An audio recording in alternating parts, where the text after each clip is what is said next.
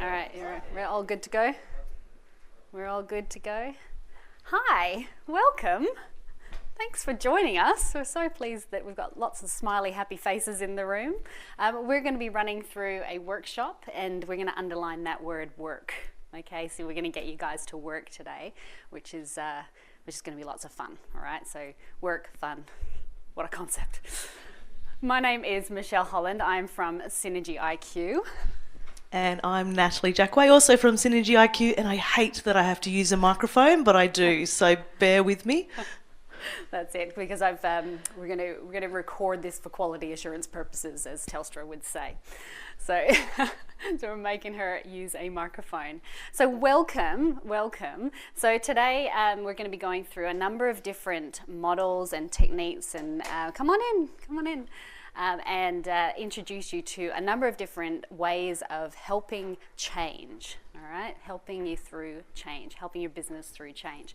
Now, the thing is with Synergy IQ, we actually work on a team model. So we have people from a myriad of different backgrounds, which means that we can draw on experience and expertise from different kinds of backgrounds. So my background is very much culture and leadership based. So I work in a business transformation space, and Natalie has got a significant amount of experience in change partnering, working across digital projects and others. So we're just two out of many that are at Synergy IQ. For example, we have somebody based in Melbourne at the moment, and although she's doing change partnering, we're on the phone every week just diagnosing what the culture is, what the leadership is doing, and how to get that more on board.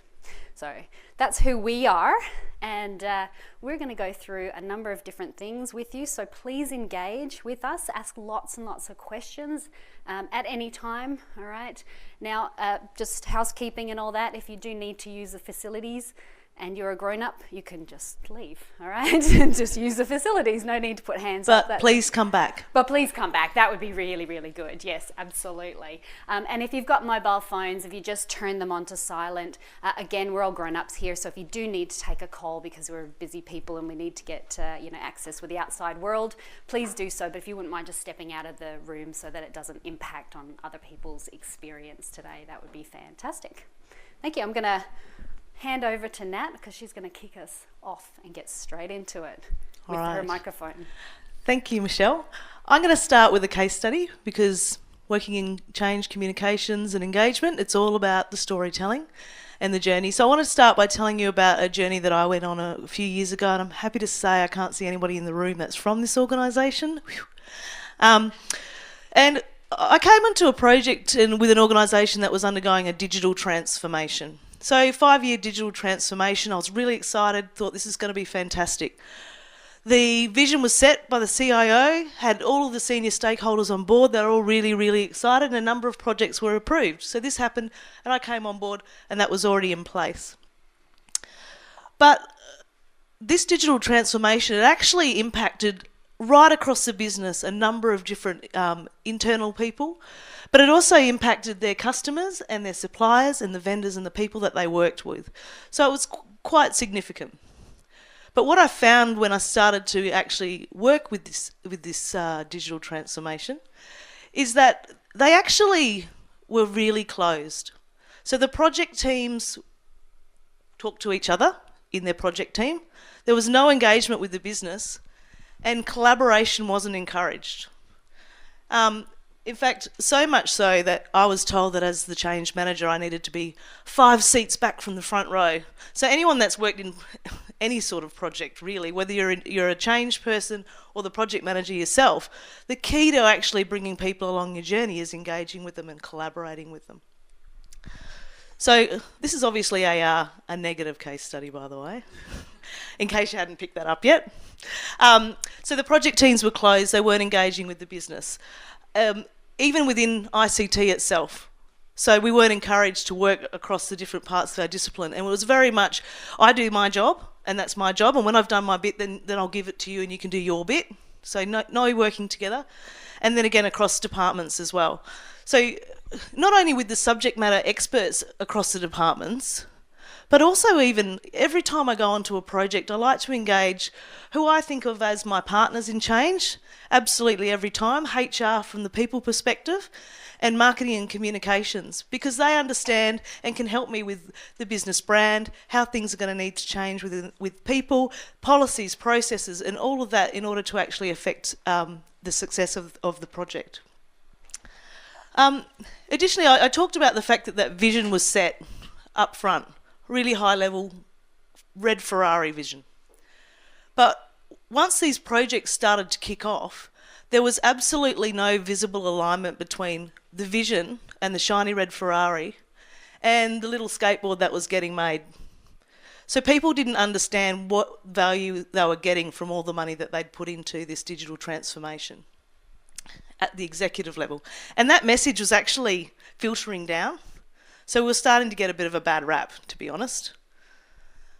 So expectations were not being managed about what it was that we were doing within the ICT department and how we were managing this digital transformation.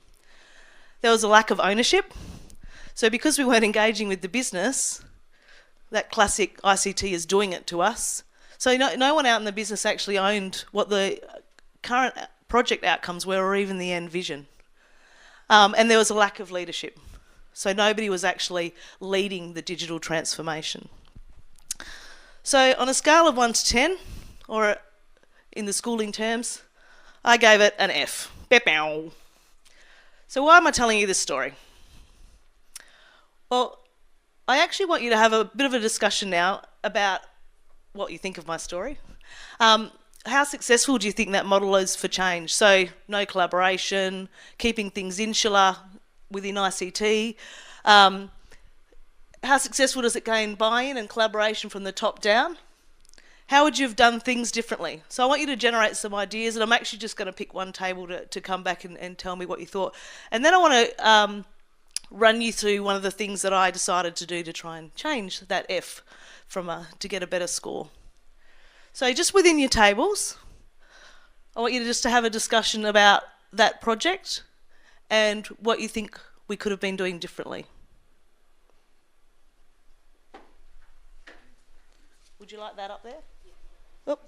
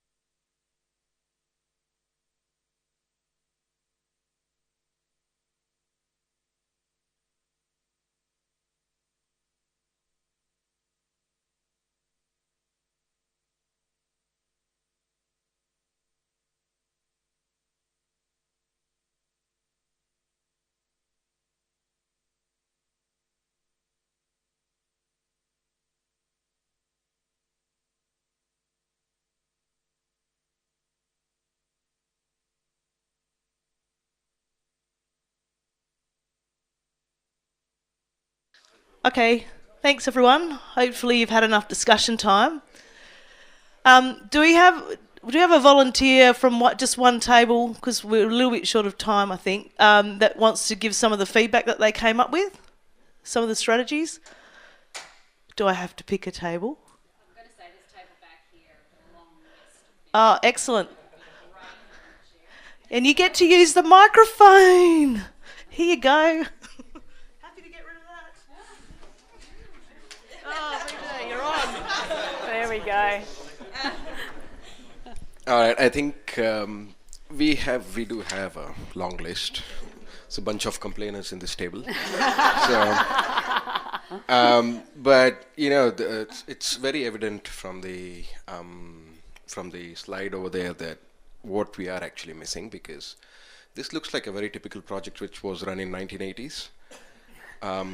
But what I am seeing a lack of is actually there is nothing what indicates about the change management itself. It's the first thing, because the change management, according to me, talks about a bunch of things, including and not limited to getting the end users and the actual real stakeholders along with your journey, right? Or not from the beginning, or maybe before the beginning of your project.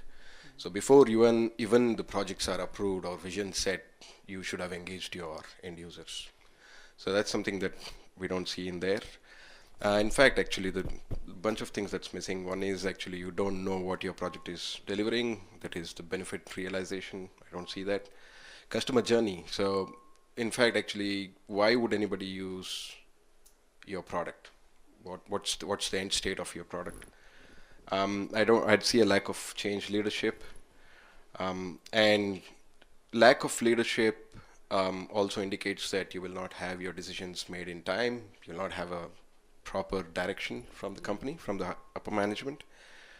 And of course, active and visible sponsorship is required. And then expectations will not be able to meet unless they are actually set. So among the other things, but those are our feedback actually. Thank you. That's great. Did anyone else want to add to that with the things that you were talking about on your table? Yeah. Sorry. Thank you very much. I think the other thing we talked about a lot was culture, and it seemed to be fear-based and afraid to make mistakes, being concerned to look bad, just want to kind of do your job and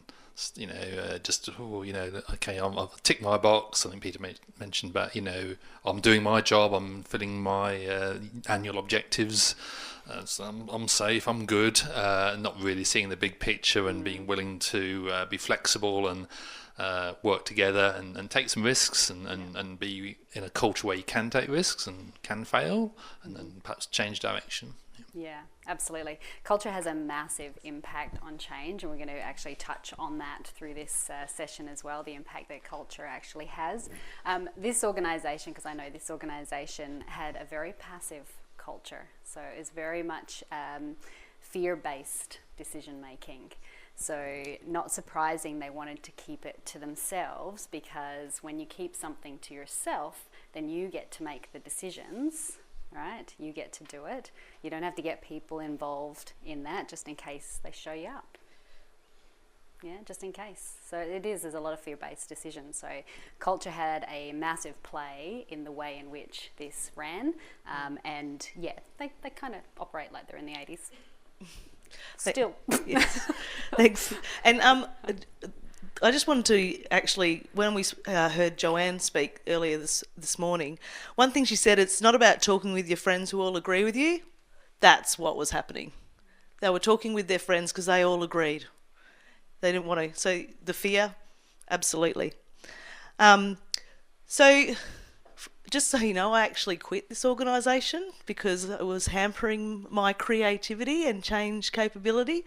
But before I did, how would you do this? I just wanted to show you one of the things that I tried to do. So I did try my best to get ICT to think differently about the way that they engaged and ran their projects. And I actually used the minimal viable product model. Who's aware of the MVP model or used it? Excellent. And I tied it in with the ADCAR model. Who's aware of ADCAR? Has anyone ever used them together? No, that's okay. This is my own idea, my own model, which I actually designed specifically for this organisation. And one of the main reasons was that managing expectations one, the collaboration, but mostly managing expectations in the business, because I was tired of people saying we don't know what you're doing and we really don't trust what you're doing, ICT. But unfortunately, I was the one getting the feedback. So how did I use this? And once I run through this, you're going to do a bit of a workshop yourself on your table there. So you've all got one of these. So what I did was I said, okay, let's break this digital transformation down. And let's start with the skateboard. And we're taking them on a journey, which is why I used the ADCAR model as well. So ADCAR is taking them on the journey through the minimal viable product, from the skateboard to the shiny red car, or yellow in this case. So I wanted to say, what are we doing right now? In this case, it was I was talking to these guys about CRM as the tool, so I'm going to use that. So there's so much you can do with CRM, and the vision had it automating so much of their business from a customer service perspective. But back here, they were actually just releasing 1 or 2 bits of functionality that weren't very impressive at all, to be honest. There was no benefit tracking. If people used it, great, but they didn't want to market it too much. So it was shaky to begin with. But then I wanted them to build up. So what are the outcomes at this stage? And from a technology perspective, it might be we want people to be able to go online and pay their bills so we can stop posting them out. Okay? That was one of the outcomes. And then the next one was going to be building on that. So we've allowed people to go online and do that. Now we're going to get them to do something else and something else and something else. So taking the business on a customer journey to what they were going to get in the end. And in this case, it was not just a customer journey, but it was also an employee journey. So their customer service team were going to be going from, hi, can I help you? Oh, yes, I'd like to do blah, blah, blah. No worries, I'll just put you through. To, hi, can I help you? I can see that it's you, Natalie Jackway, and you've got an outstanding bill. Did you want to pay that now? Did you get that invitation to that event next week? We'd really like to see you there. And is there anything else? So the people were going to be expected at the end of this to really change the way that they engage with the customers. And quite a big jump for the people in there, and they needed to be brought along. So what I wanted you to think about is, what is the outcome per stage? Who are the partners you need to engage with? Because on this journey, the stakeholders did change. Some stayed the same, but some changed. What is it that those people need to adapt to? So the adaptation process, which I like much better than the word adoption, because they're adapting, particularly in this model. Right now, there's one stage of what's happening and what's changing, and they need to change some behaviours to be able to adapt to that. As we move through, they might need to take on new things and new things and new things. So instead of slamming it all at them at once, we're helping them to build up that confidence to be able to do the job of the future.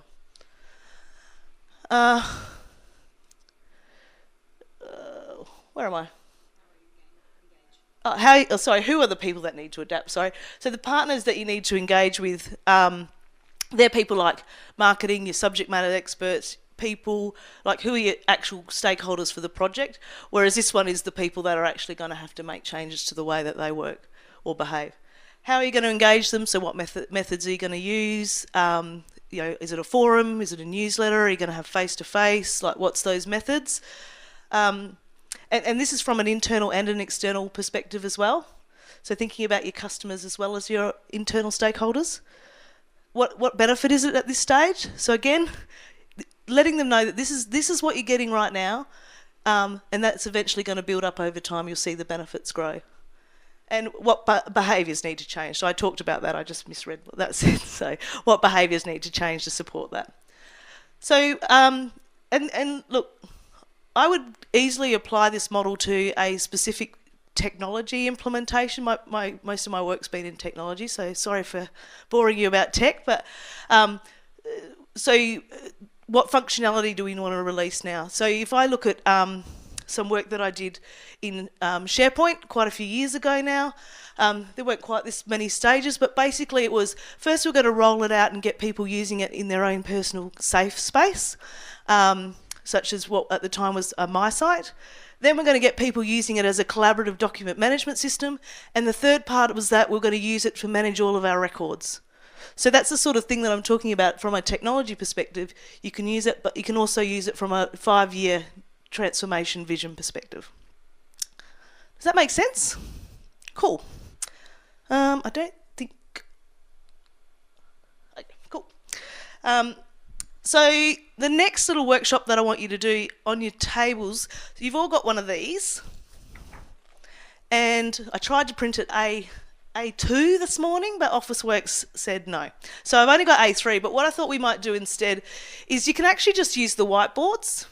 So if you want to use the whiteboard instead and just draw it up as a grid yourself, or you can write in there, whatever works best for your table. So collectively thinking about that, firstly discuss some of the projects or programs, transformations that you're working on yourselves. Then I want you just to pick one between you, so decide which one you want to work on, and the poor person whose project it is going to get harassed by the rest of the people on the table as you sort of discuss some of the ways that you could break that down and take people on that engagement journey. And then we'll get you to present that back. Depending on time, hopefully we'll get to everybody, but we'll just see how we go. So you've got about 30 minutes to do that. Feel free to jump on a whiteboard. Just be conscious that there's a little skinny black texter. That is not a whiteboard texter. Make sure you use the fat one. Thanks. Oh, gosh. Okay, don't use any of the texters. There's a couple on the table that are whiteboard if you really want some whiteboard. Otherwise, yeah. Draw it up, whatever. It's permanently up there, isn't it? Permanent artistry. So yeah, so pick one. If there's anybody on the table that right now has a example you can use straight away, then get into it. Come join a table. What a good idea. What a good idea.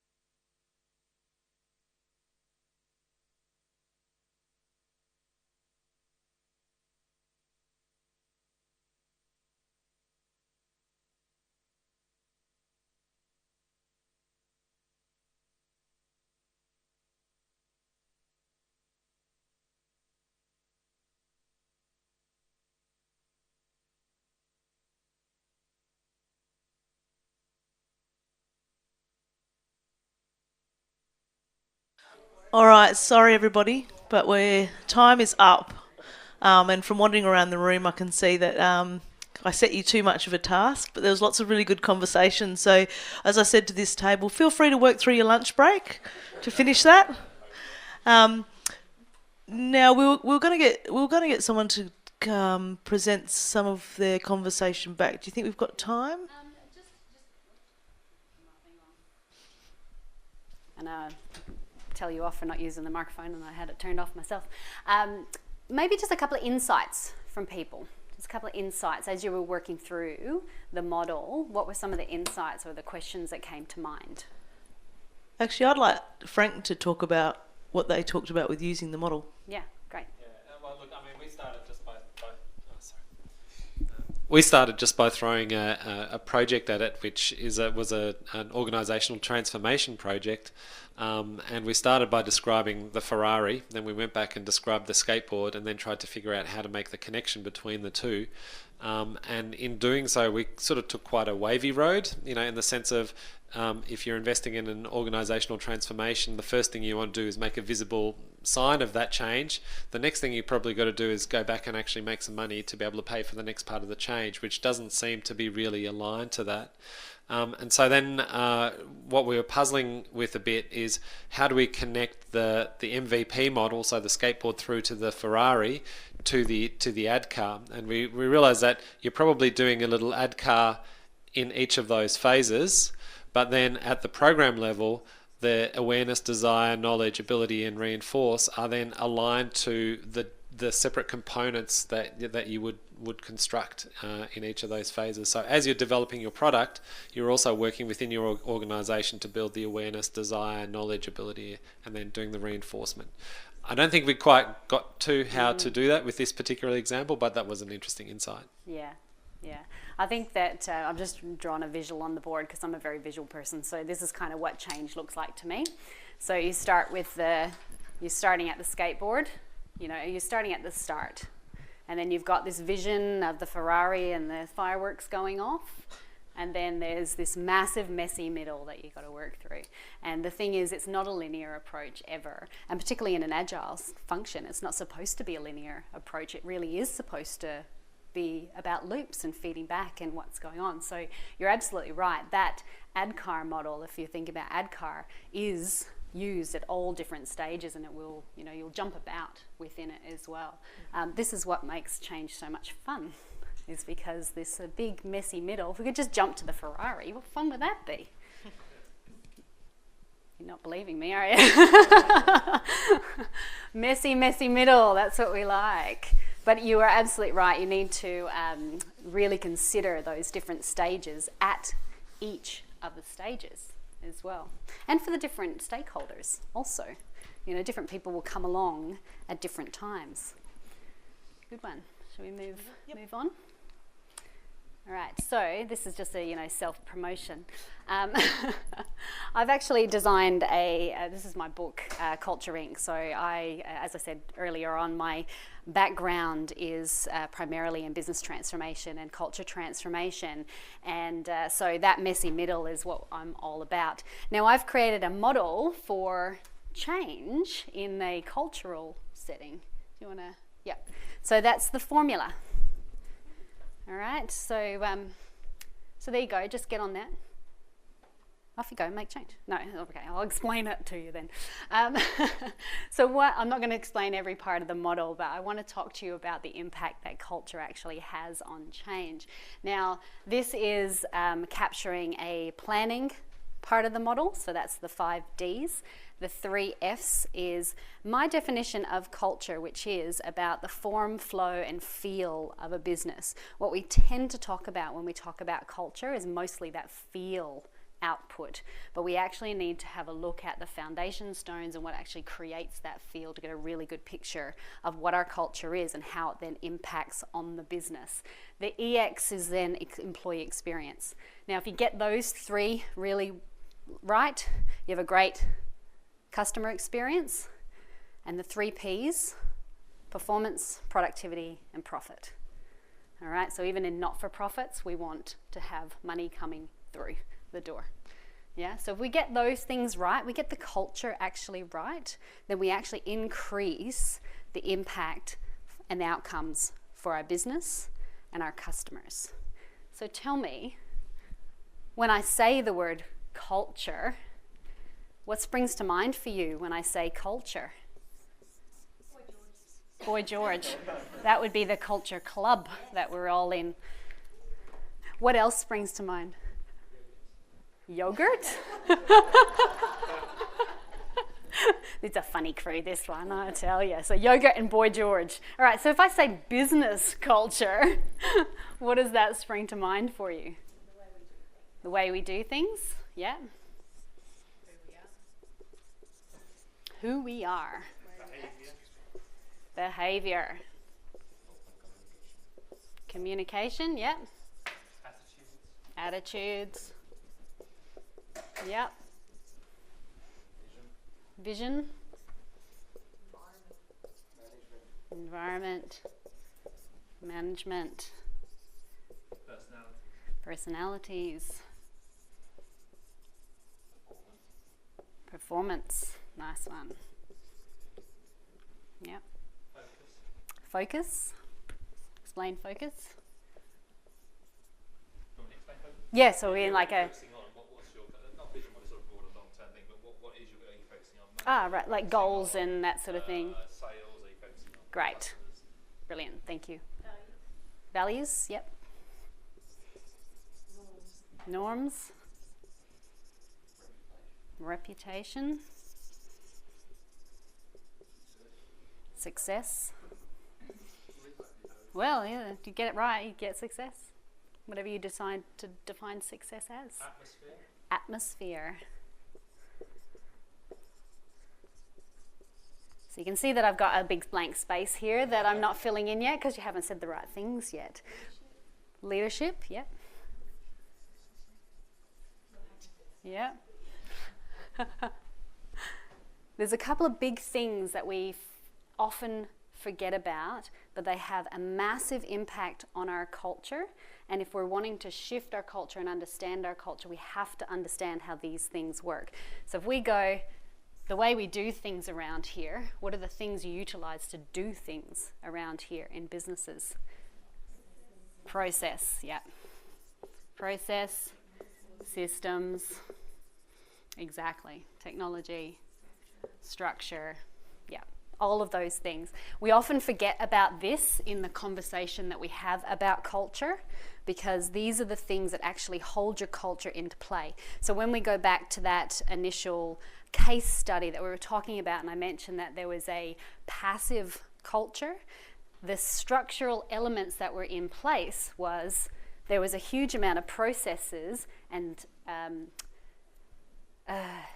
barriers, let's say, or boundaries around decision making. Yeah, so it's like you have to get 16 signatures on the form before you're allowed to make a decision and release things. So that's about the culture. So we would say the feeling of the culture is it's passive and nobody's making a decision. But actually when we look at it, there's this whole structure in place that actually stops us from making decisions. Yeah, so the culture has a massive impact on things like change. So if we want to go through change, we have to be aware of all of this stuff that we're playing with. So the really fun thing, this is why I love culture, is because when you look at this personality, you go, all right, I'll deal with somebody. They've got a personality, make a relationship with them. I can figure them out. Yeah, I can kind of figure them out. And I'll sort that out, which is cool. So I've got this little person. Right, figured them out now. Clearly I'm a good drawer, right? So I can figure them out on an individual basis. But what happens when there is, that's the one-legged man, that one. All right, and then we get into team environments. Multiply that by 10, multiply that by 100, multiply that by 1,000. And we've got all these lovely little people that all have their own individual personalities, their own individual behaviours, their own individual ways of working, their own individual interpretations of the processes and practices. All right, this is when it all comes together and creates what we call the culture. This is why culture shift is really tough, all right, on businesses. It's really tough because you actually have to, ideally, have every single person in the business moving to where you want them to go. Yeah? However, that doesn't always happen. Yeah, but these individual people are going to stand in your way for change. So we've got a little game for you to play, and this is another thing that I've invented. So you can see that we're a couple of inventors. We just invent stuff all the time. So the roles that people play in culture and change. Now I'm going to give you a little card because you're going to play a role in change. Excuse me, sorry about my back. So tell me, the people that you work with in your project, in change, what sort of impact do they have on you and your job? What impact do they have? Do they have an impact at all? Just ignore them. Sometimes it's okay to ignore people. What sort of impact do people have?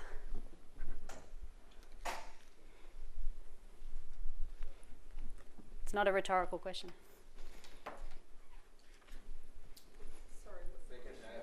What sort of, so thinking about the people that you work with, if you're making a change, do the people have an impact on that change? Do they have an impact? Yep. What kind of impact do they have? Yep. Yep. So extrapolate that out a little bit more for me. For some people, change may be a good thing. Yep. But for some, they don't want to change. So, irrespective of what you give them, whether it is a silver platter or whatever it is, Yeah. if they don't want to change, they will definitely be against any change that you do. Yeah, so they can dig their heels in, as we tend to say. They'll dig their heels in. I don't want to change. We have people that are really excited about change. Yeah? And they can have a really positive impact. So everybody has a positive impact, as well as they can hold you back. So it just depends on what their strengths are. So people who are really, really excited about the change, they'll get on board early, yeah, and they'll become your change champions. But also they can completely derail you by all the different ideas that they bring to the forefront, can't they? Yeah, so we each have different characters. So I'm going to quickly go through a set of characters that I have in, can I grab that? Yeah. A set of characters that I have through my observations working primarily in the culture transformation space, of business transformation, that I've come across in businesses, and I just wanted to talk you through them a little bit, and then we'll do a little activity with that. Hopefully we've got enough time. All right, so we've got what I call the empathizer. So the empathizer is someone who does a lot of emotional thinking. So these are the people that, remember we talked about those fear things, getting really fearful of change? These are the kind of people that will be quite fearful within the change because they're very emotional. But the thing is, what they actually are really, really great at is relationship-based language, is creating relationships. So they can help your change by getting people on board. So you can tap into their strengths and help get people on board. The way they will hinder you, however, is if you don't get them on board, you don't help them understand those fear things for them, then they will derail you by doing the whole, it's just too hard, be quite emotional. Right? They'll get quite emotional, and that's where some of your bad press can come from, because these guys are awesome communicators. So if they're getting the bad press out there, they're getting the bad press out there quick, smart. Now the teacher is very similar to the empathizer. There's still a lot of emotion-based language that's used. They're relationship builders, but they actually help people come along for the ride. So they're more outwardly emotional rather than inwardly emotional. So they actually will help bring people along. So they're really great at communication. So one of the things you can do is get these guys into your change early, right? They can help you craft the messages. They can help you craft the communication because they get how to bring people along for the ride. But they might fail to take action. That's the one thing with the teacher, is they love to communicate, so they may very well get lots of people in rooms and actually fail to actually take the action because they get a bit distracted in the communication, because at some point you got to communicate and then act on that stuff. So the dreamer is the one that comes up with all the brand new ideas. Yeah, so they're great for getting on board real quick. They'll see the end result and they'll get on it really quick. So if you can get them in and consult with them early, they'll actually help you generate better ideas. So these are the ones you want to consult with really early on in the piece to enable you to get a better outcome. The Imagineer is similar to the Dreamer, but where the Dreamer is very much will get distracted in their big ideas, the Imagineer has got a lot of critical thinking as well. So they have big ideas and then back it up with data and stats. So they can actually help you build the concept. So once the idea is generated, they help you build through the concept. The Analyzer. So the Analyzer is your critical questioner. Now people might feel like they're getting in the way of the change from happening because they'll ask a lot of questions. And the thing is with these guys, if they don't believe in your vision for the future, they don't think it's got a logical application, they will stonewall. They will absolutely stonewall you. The Resourcer, also a very practical person, also will ask some really, really great questions, but they will actually ask questions so that they can then help you get what you need to put the project in place to make the change. So they're a really good one to get involved in that project planning stage of the project, because they actually can help you create a really sound platform for change. They'll start diagnosing things that may or may not go right. The Doer. So they're the ones that are just going to get on with it. These are the ones you want on your project team. All right, so if you've got a bunch of doers on your project team, that's awesome because they get stuff done and they'll keep you on track while they're doing it as well. Now the thing is with the doer is that because they are a systematic thinker, if you're not plotting out the change for them, if you're not plotting out the project for them, then they might get a bit lost in it, all right, and they might derail you. So they might sort of dig in. The Regulator. And the Regulator is the one that likes structure, likes rules around. They again are your doer, they again are your planner, but they might get immobilized by change.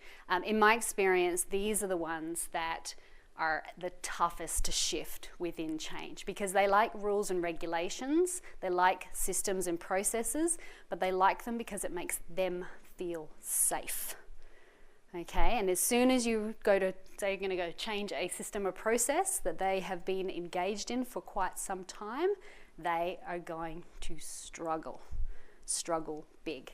But the thing is, if you're right at the beginning and really honest about the direction that you're heading in and you can map it out really clearly for these people, they will be a massive value because they will keep you on track along the way and make sure that all the dots are, the I's are dotted and the T's are crossed.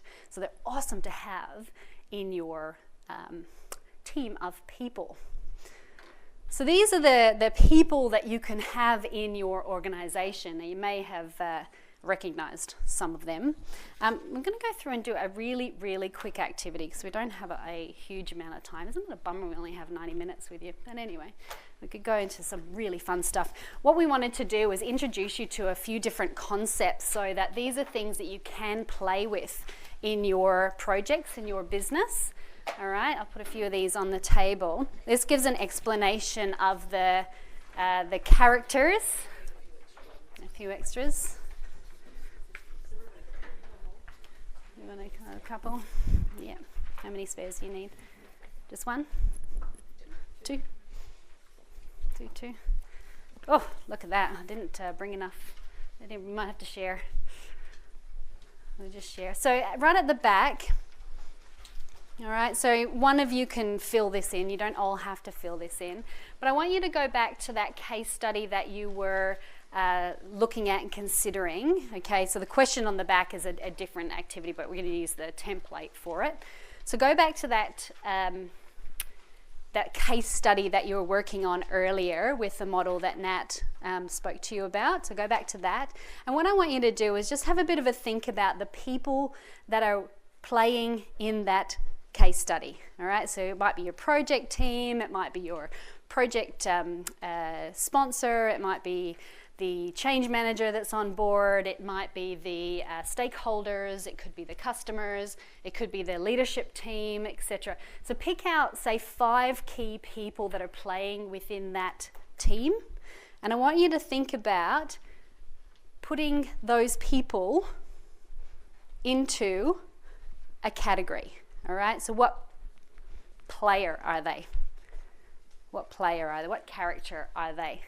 So for example, if I was to say, okay, Michelle is the project sponsor, and she's always getting these great ideas, but she's not really keeping the project on track as much as she could be, but she's really engaged in it, and I figure out how I actually work with this person. I would probably say she was an Imagineer, all right, or a dreamer, Imagineer or a dreamer.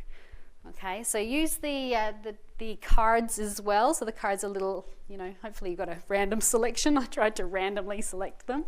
So use the cards. Just have a go at playing with this to see if there is a character that your project team members are actually playing right now. And what the guide will do is help you to engage them further in your project. All right, so just take a couple of minutes just to note that down, just as a group. Help each other out.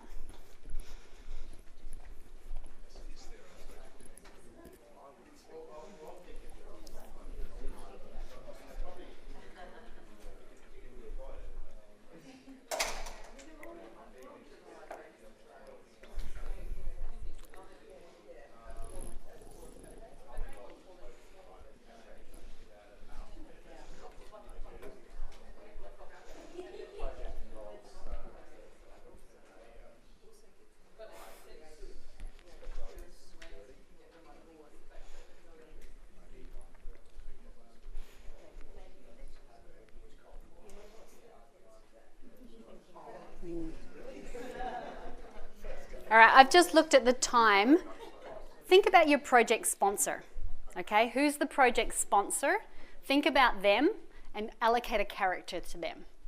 All right, so think about your project sponsor and allocate a character to them, okay? Because we're swiftly running out of time.